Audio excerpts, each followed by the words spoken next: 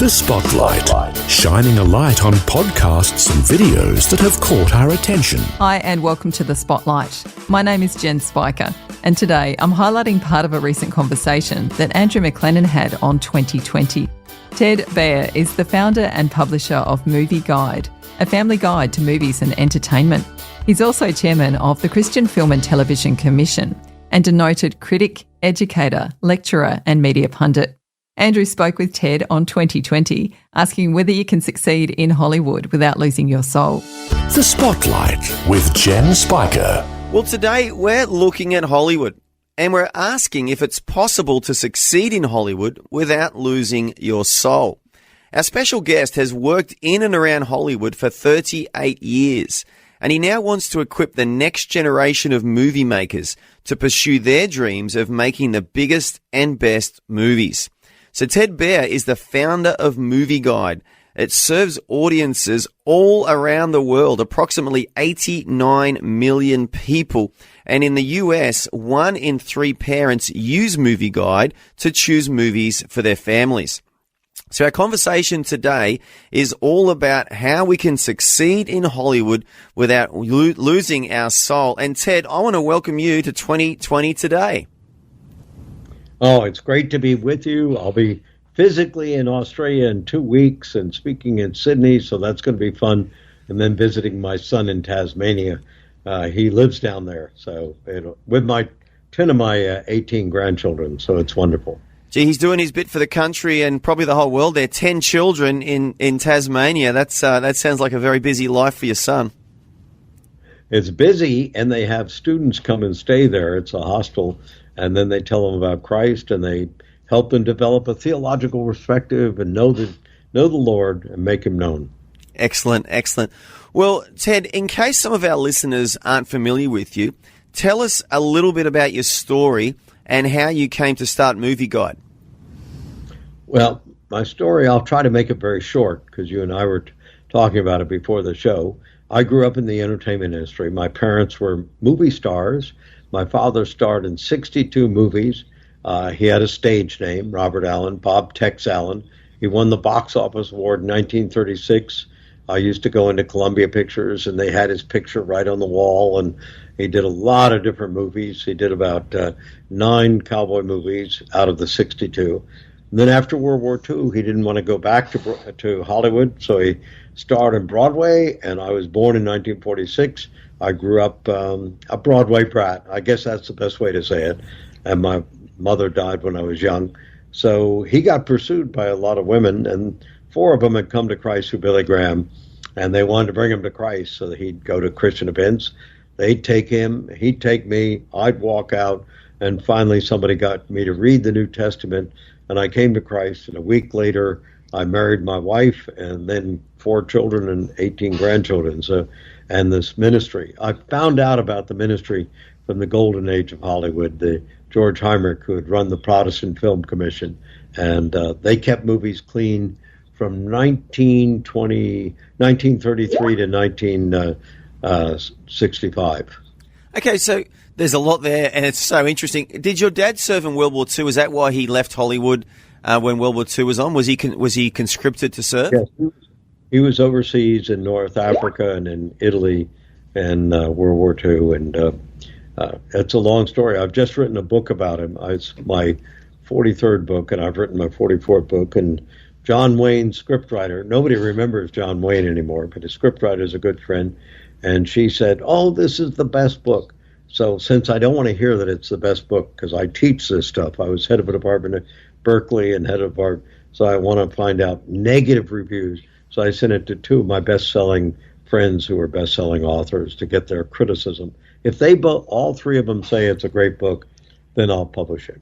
Yeah, amazing. Because there were a number of Hollywood stars who did serve in World War II, weren't there? And some of them went on to do really well in Hollywood after the war. And I used to wonder, is that because they were exposed to such extreme emotions and feelings and experiences, and they were somehow able to channel that into their acting? There's another side to that, too. Hollywood in my father's day was controlled by the major studios, Warner Brothers, Disney, Paramount Pictures, Columbia Pictures. My father signed first with Warner, and they had what they called a stable of comedy stars. His first movie was a Marx Brothers movie where he played the romantic lead. And then they had a stable of singing stars, and he sang, and that's when he won the 62, the box office award. And then they had a stable.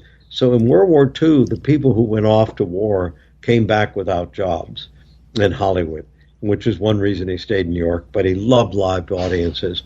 So Jimmy Stewart, who became a very committed Christian and used to go to Hollywood Presbyterian Church every week. He'd come a little late so nobody'd see him. And he walked around the streets of L.A. and Hollywood for a couple of years without being able to get a job. All those jobs. When my father left for the war, they hired somebody to take his place named William Holden. When he left the cowboy movies, they hired a guy.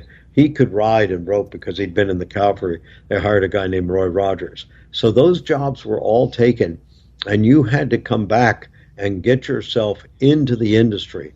Now, as far as, the acting is concerned, I'm sure it influenced our acting. I studied with Strasberg, and, I understand you've got to emote and you've got to, feel the feelings, and I'm sure they felt it more. I had a friend, Gene Roddenberry.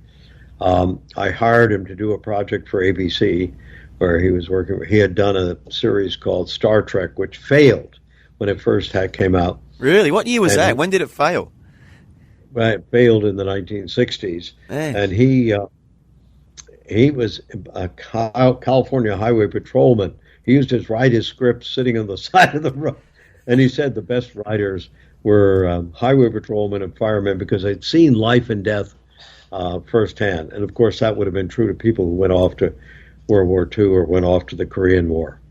Yeah, and look, we can even delve into politics and say, JFK served in World War II as well, and some of his crew mates died on that patrol boat he was stationed on, and arguably he was a great president because he obviously loved America but also had really seen some hard things in his life. Right, and they made a great movie about him, too. PT 109. Yeah, I was just listening to the Warner Brothers story. The interesting thing is, because I've grown up in this industry, and my family's been in the industry almost 100 years, I hear the dates in books like the Warner story or, Empire of Their Own, and the dates are wrong. They don't understand the dates. And I inherited all the files from the Protestant Film Office. So I'm listening along and I'm saying, no, that didn't happen then. And they were making full-length feature films in the 1890s.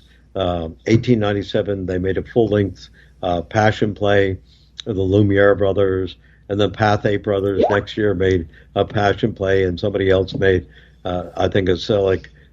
So they were making great movies, and I'd been asked, I was head of a department at Berkeley, head of a department at City University, New York, so I was asked about doing movies about sort of sci-fi and religion. Did they intersect?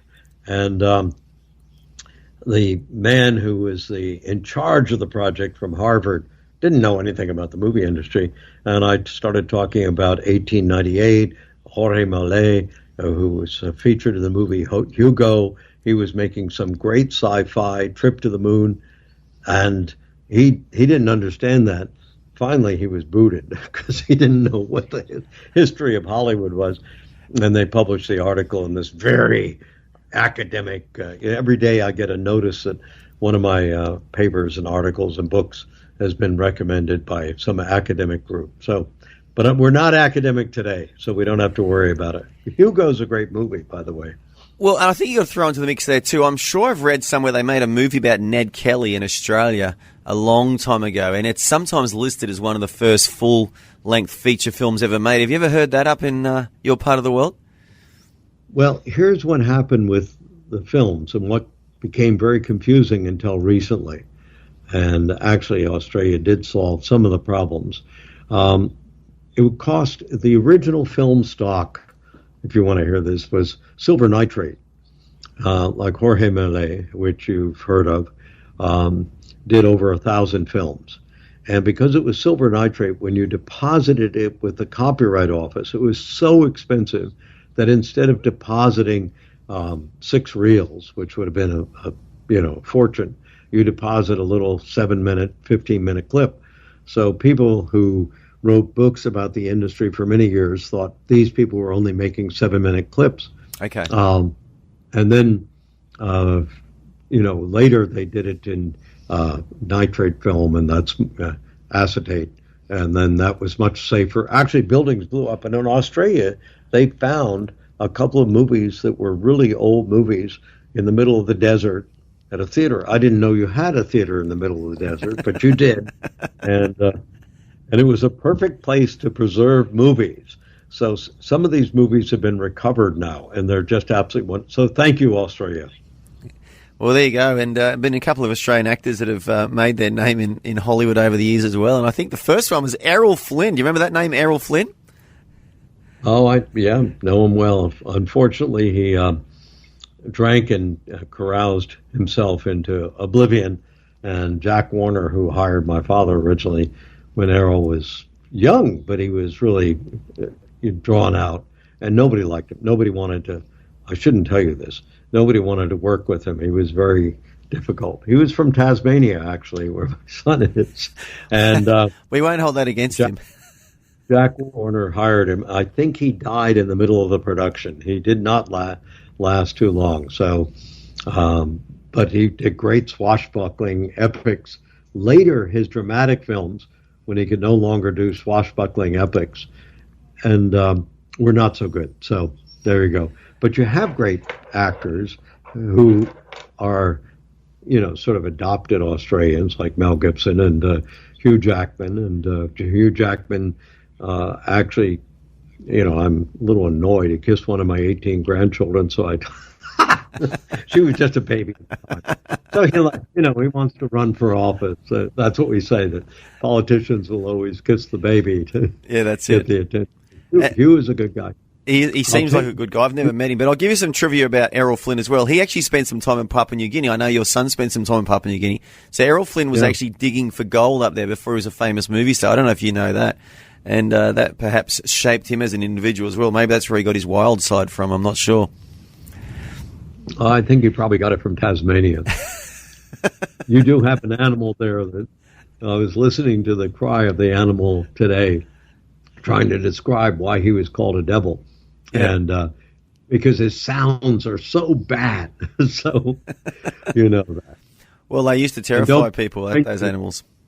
Yeah. Well, anyway, we could go down that rabbit trail too, and I won't do it. But the reason we get a lot of Australian stars now is because the state of California, which is sometimes as loony as you can get, said that agents can't check on the price. For instance, some American actor may come in and say, my last movie, what did you make? Oh, $20 million.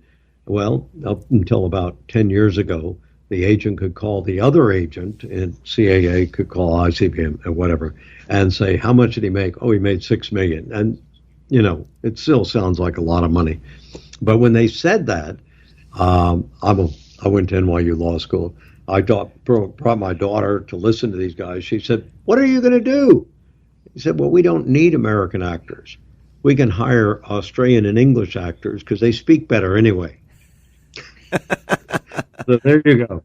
California killed the American actors' careers. On the Spotlight, we've been listening to part of a recent 2020 conversation between Andrew McLennan and Movie Guide founder Ted Baehr.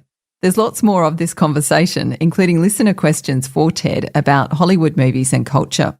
You can listen to the full segment by tapping the podcast tab on the Vision app and search for 2020. If you have a favourite podcast or video series that you'd like to hear featured on the Spotlight, click Contact Us at vision.org.au and share the link. My name is Jen Spiker. Join me next time as I share another podcast or video that deserves highlighting. For more great podcasts and videos like the one featured today, check out vision.org.au or the free Vision app.